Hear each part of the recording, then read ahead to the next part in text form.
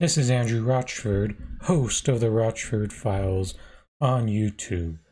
And for this segment, we got to get into a vote that happened yesterday in the House when it came to the Iron Dome, which pretty much means the United States, in a bipartisan manner, is voting to support the Israel genocide on Palestine.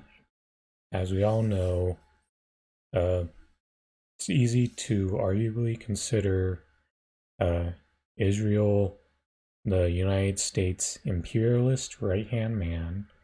You gotta remember when every other country in the world thought it was unreasonable, the sanctions and the blockade on Cuba, the only country who supported the United States' decision to do that was, guess who? Israel. So let's go into the important people who voted yes and no present. Then we'll get into the good old performative aspects of this. So let's start here. And this is Mark Rod provided some of the results from this. Final count on the Iron Dome, which is, by the way, $1 billion being sent by the United States to fund this. So the no's: Sheeta Tlaib, Carson, Ilhan Omar, Massey, Newman, Ayanna Pressley, Garcia, Grijalva, and Bush.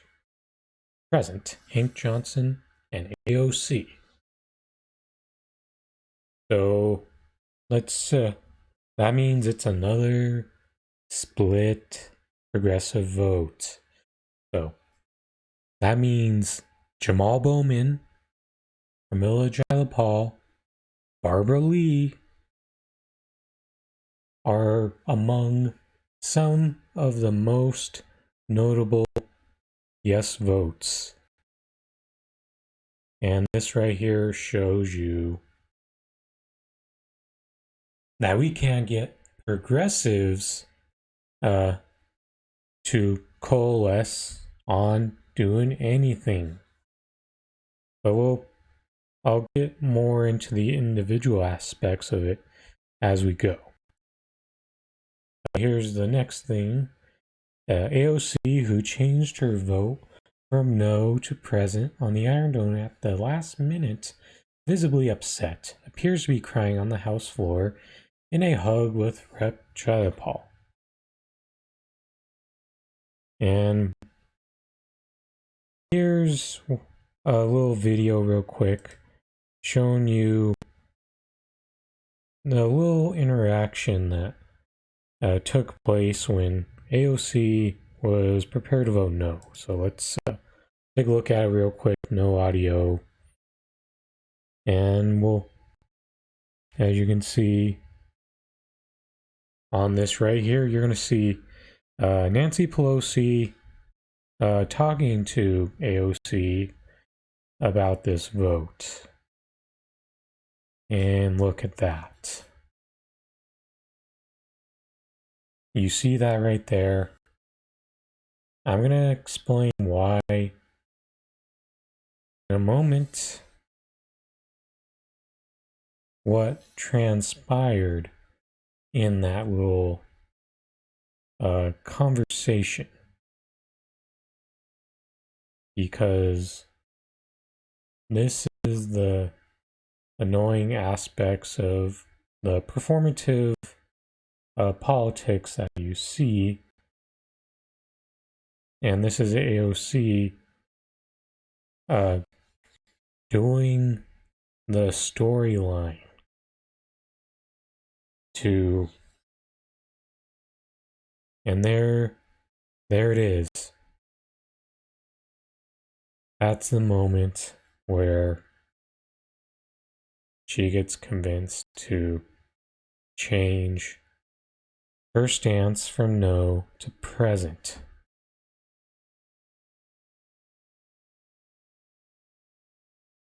And you're seeing as more of a group up comes to support Pelosi to add the pressure on her that she is becoming extremely emotional. And there's the hands on the head part to convey the emotion. And this is what you would see one of those classic backstage promos in wrestling. The AOC caving to the pressure.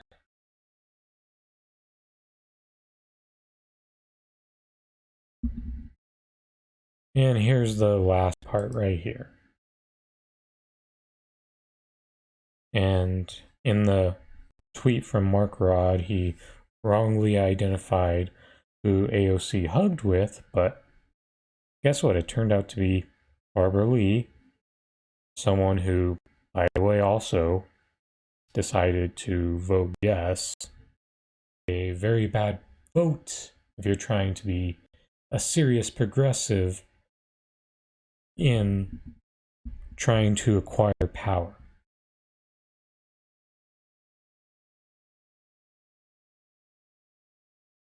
So let's get into this. You want to know what got said in that process? I would like to think of it like whenever, to stay on kayfabe, whenever Vince McMahon gives a talk to a aspiring wrestler who has goals of becoming a world champion.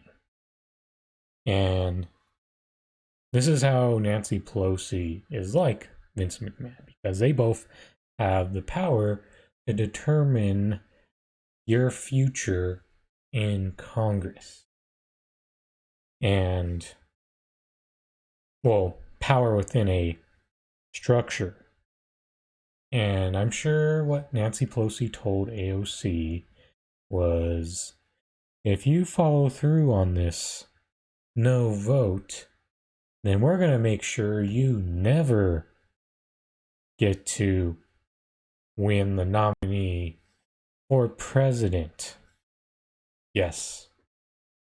In the same way that I'm sure Vince McMahon has had a talk with an aspiring wrestler saying if you follow through on said action, you're never going to reach that brass ring. That's essentially what went down. And now AOC made the choice to protect her future career interest once again, rather than be a real adversarial challenge to the Democratic establishment. And that's what she's been about ever since Joe Biden has taken office. And there's people out there who are dumb enough to believe that AOC is eventually going to flip the script once she finally gets that push into her main event spot of the nominee of the Democratic Party, that she's going to turn around all the issues that she was completely wrong on. Then she'll be right once she has the top spot in the Democratic Party. When history shows that if they're not willing to do it now, then they'll never be willing to take the right position over time. But it's not only her that is continuing to give people false illusions of the idea Now we just need to simply elect more progressives, and they'll eventually, suddenly, finally challenge the Democratic establishment with, and the excuse is being, they have no power. Yes, but when it comes down to it, if you're not willing to do the right thing when you have no power, then you're never going to do the right thing when you finally do. And also, if you're too overwhelmed by the enemy, then you're destined to become it. And that's what's happening right now with all these progressives in Congress. Not only AOC, but Jamal Bowman, who, by the way, this has always been one of the aspects of Jamal Bowman that's always been the worst. He's always been pro-Israel, and that's been one of the worst issues that he has. And we should have seen this coming a long time ago. He stepped into Congress only to essentially vote exactly like the person he replaced, Elliot Engel. Then you've got, and the fact that so many of these progressives are only selectively anti-imperialist.